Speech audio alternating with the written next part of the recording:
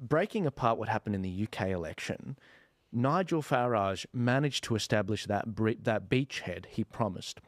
The Reform Party have secured 5 seats. Why are we talking about UK politics? Because when things happen in the UK or the USA, they tend to happen in Australia because these are experiments on similar English-speaking countries, especially ones that have founded Australia and also have a cultural impact in the US sense.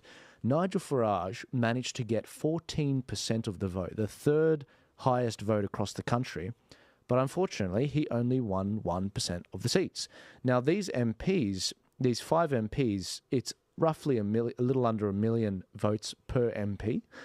If you compare that to the other parties, the Liberal Democrat Party, which is a much more left-wing party over in the UK, they won with 3.5 million seats, with 3.5 million votes, 72 seats, versus Reform UK's 4 million votes for only 5 seats. And Labour, with their almost 10 million votes, won 412 seats. In Australia, we're playing on relatively easy mode. In the UK, Nigel Farage is playing on hard mode because they have this thing called first past the post. That involves essentially, rather than, when you get your ballot and it's got all the candidates on there, rather than voting 1, 2, 3, 4, 5, 6 in terms of preference, and if your first guy in doesn't get in, the second guy goes in until you get to the bottom, over there, you got 1 vote. You put a cross on it. They count crosses over there, unlike in Australia with our referendum. You put a cross next to the person that you want to vote for over there. And that's it. If that person doesn't get in, so you could literally have 10 candidates. They all get less than 10%, but if you got 10%, that guy wins. That's the guy that wins, whoever gets the most. Now, that is the problem. They don't have senators, whereas, in Australia, we have senators. Well, they have lords. The difference is, which is kind of the equivalent of this element, but they're selected, they're not elected. So obviously... Literally. Yeah, they're literally selected. There's no choice. They get hand-picked for that By the role, Prime Minister. By the Prime Minister. As well. So, how impartial is that going to be? Yeah. Whereas at least we have 2 different voting systems. We have the preferential at the lower house and then proportional at the upper house.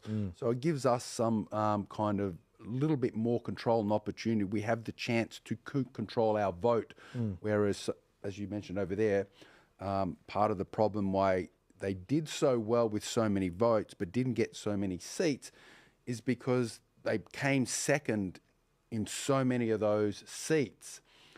And the other party that was third was also a Conservative party, but because they couldn't preference, I have no doubt Reform would have probably won a lot more seats if they'd had that preferential option, because Conservatives were the 66% versus the 33%, which was the Labor Party. So with preferential, we probably seen a much more Conservative government. But because they came second in so many seats, they didn't get the seats. And the reason the Liberal Democrats and some of the other parties did so well is because they ran targeted campaigns. They didn't run in every... Well, they had certain seats they knew that they'd do well in. They put most of their top candidates in those seats. They focused on those seats because that's what they wanted. So they got...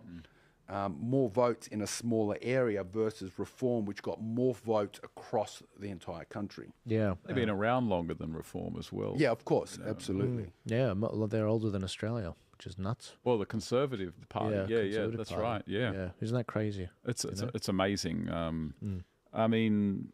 I think the only thing Farage is really going to be able to do, because certainly over the next 5 years they're not going to change the voting system. I mean, the current Labor Party has absolutely no interest in changing the system, and that's in a sense why these systems don't get changed. What do you mean? They said they're ready for a great reset. They do want to add more. They're not going to reset that. They do want to add more House of Lords members of Parliament. So yes, Starmer wants to do that. He does. He's basically going to pass some rules that are going to get rid of anywhere between 2 and 250 current Lords. And he'll almost certainly stack them with his own people. And that's something really to worry about. And you guys can sort of weigh in as well. But it just seems to me the only path for Farage to be able to ever sort of make a government with Reform UK, and I hope he does one day, is basically try to entice as many of the Tories who lost their seats over to Reform UK, so they've got some sort of brand familiarity in their areas, and really just try to consolidate his votes in key electorates so he can win a majority over the next 5 years. That just seems to me the only way he's going to be able to do it. And I think he can do it, but I don't see any other way. Well, I think partly that, obviously, if he can get established politicians, that's always going to help. But he's also on a stage now where he can be a lot more vocal, where more of the people from the UK will hear what he's got to say, and he'll be able to, obviously, as you said, they just don't have the seats to make change. But if they can kind of say, well, this is what we want to do, this is what should be happening, more of people over there will begin to hear that message. And if things keep going the way they are, they're going to want to listen to that message. And I think that will also help, along with trying to entice actual conservative Tories across into his party. Yeah. I'm really excited about this. I can't wait to see where this goes, because he gave the Conservatives a chance. They screwed it up. They screwed up their 80-seat majority. He delivered them in 2019 by not running in key seats that they needed. He kneecapped Labor in 2019. They squandered it. The Conservatives, they squandered it. And now he's like, all right, now we're going to do it my way. He did get the third highest vote. He did come second in, as you were alluding to, 98 seats, which basically, I mean, that means he's coming after Labor, essentially. Yeah. I have no doubt that, he will definitely be the opposition in the next one, if not something else, in government. I think things are going to turn to crap so much in the UK. I agree. Couple that with some great, I do have a lot of faith in the British people. I really do. I think that there is a dormant, we don't have this problem as much in Australia because we have mandatory voting, but they have volunteer voting over there. I reckon there's a massive dormant vote waiting to explode there. Only 55 to 60% of them vote. In Australia, I mean, ours isn't that bad. It's 85%. I reckon there's a huge dormant vote that will come out when things truly hit the fan in the next 5 years with the UK. And Starmer's, he's not popular. He was really the leper with the most fingers.